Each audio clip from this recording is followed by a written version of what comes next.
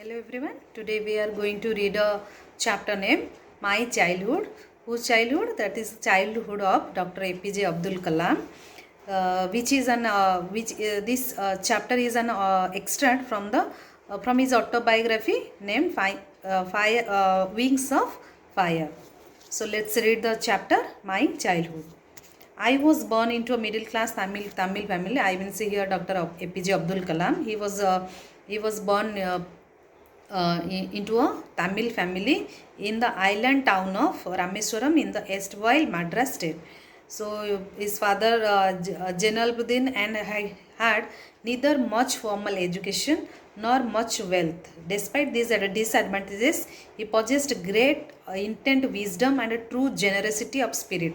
So his father Jalaluddin, who had neither much education nor much wealth also, but he was a man of great wisdom and a true generosity. So these are the qualities of his father. Then about his mother, mother is Asyama, and she fed every day to the outsiders rather than all the members of her own family that put together. Means these are the qualities how father is though father had a not much education, he was a man of wisdom, and mother was a kind hearted, and she always gives food to the outsiders.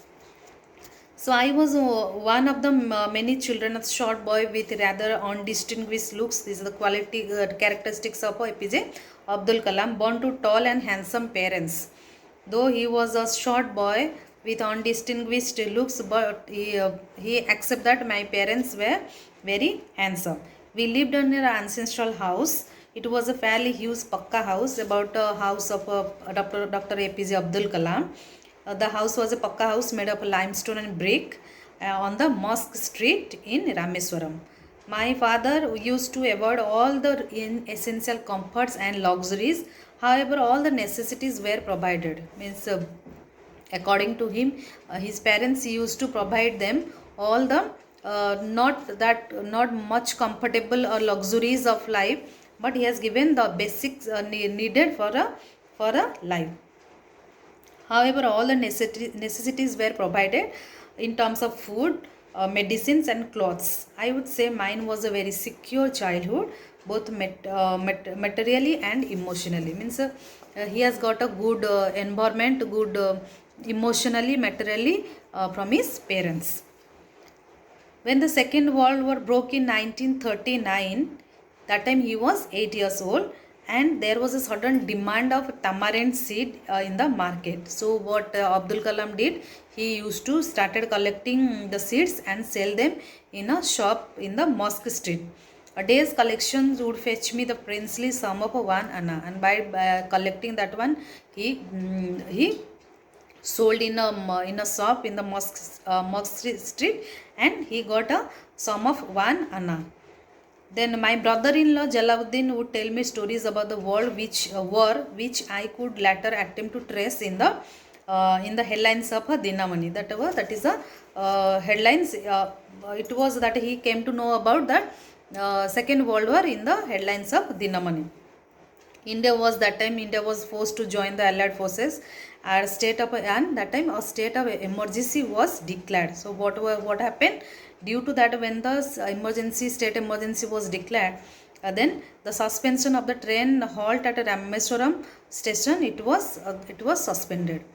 There, in the form of suspension of the train, that the train used to halt at the Rameswaram station, it was suspended. So that forced my cousin Samsuddin, who distributed newspaper in Rameswaram, and for a helping hand to catch the bundles, as if naturally I filled the slot. So he started helping his cousin Samsuddin, who used to distribute newspaper in the Rameswaram station, and APJ Abdul Kalam helped his cousin Samsuddin in doing bundles, and helping him in to catch the bundles. I feel the slot. Samsuddin helped me earn my first wage. Then every child is born with some inherited characteristics.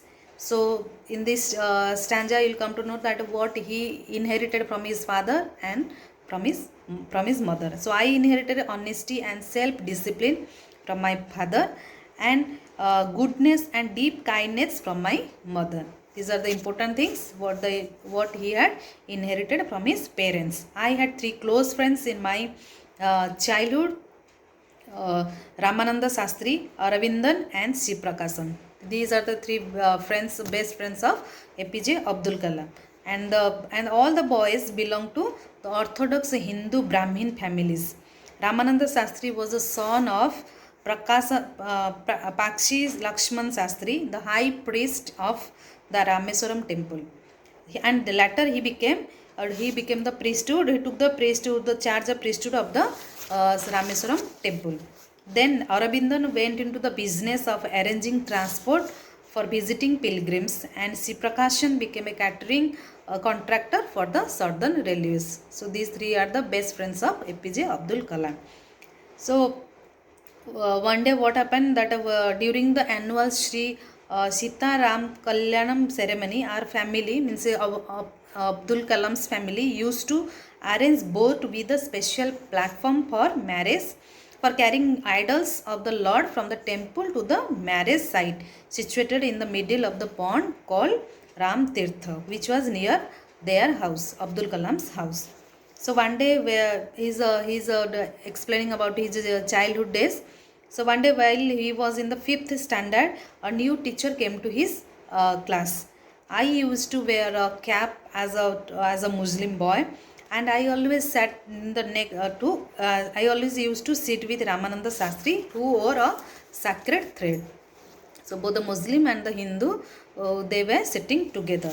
So the new teacher, when he came, he did not like this, that how a Muslim boy is sitting with a Hindu boy. So I was asked to go and sit on the back bench. So the teacher told APJ Abdul Kalam not to sit with the Hindu boy, and he was sent back to the back bench. So he felt very happy. Then they went home and they informed their parents. Lakshman Sastri summoned the called teacher. Then his father came and summoned the teacher that why he did so. In our presence, told the teacher that he should not spread the poison of social inequality and communal intolerance in the minds of innocent children. Then his father came and he summoned the teacher that the teacher should not create such type of discrimination between the innocent children.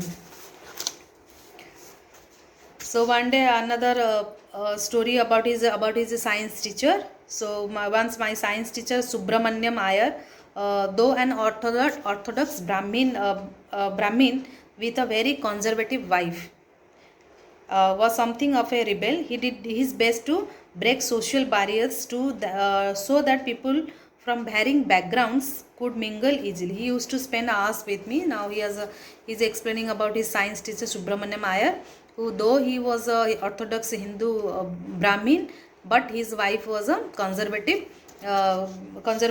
wife. But he used to spend time, his science teacher used to spend time with Abdul Kalam, and he used to tell him that I want you to develop so that you are on par with the highly educated people of the big cities. So Abdul Kalam used to get inspiration from his science teacher. So one day his science teacher invited him to his home for a meal.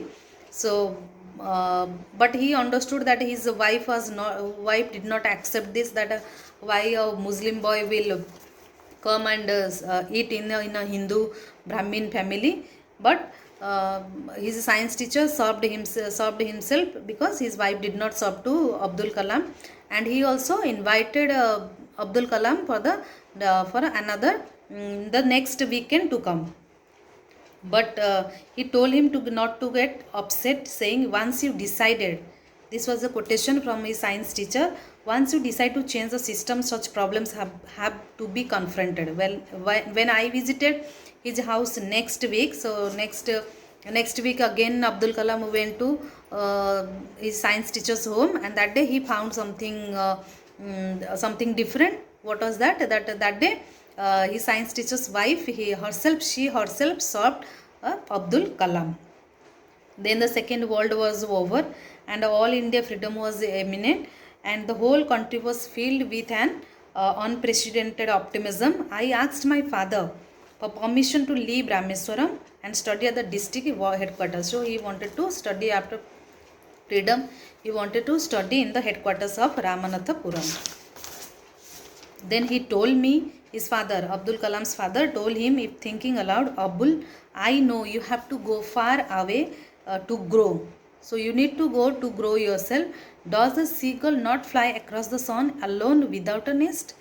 So means the father gave permission to Abdul to go for his higher study, and he quoted Khalil Gibran's to his hesitant mother. Means mother was not ready to leave a son for further study. Your children are not your children. Then father made Abdul's mother to understand that your children are not your children. They are the sons and daughters of life longing for itself.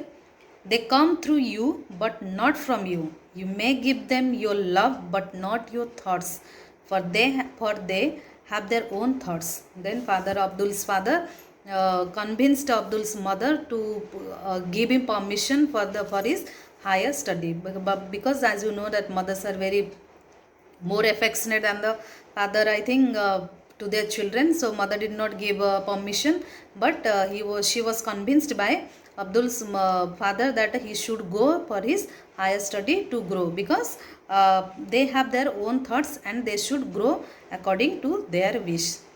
So hope children you all enjoyed the childhood of APJ Abdul Kalam, and you also got some ideas, information about Abdul Kalam's childhood days. Thank you, children.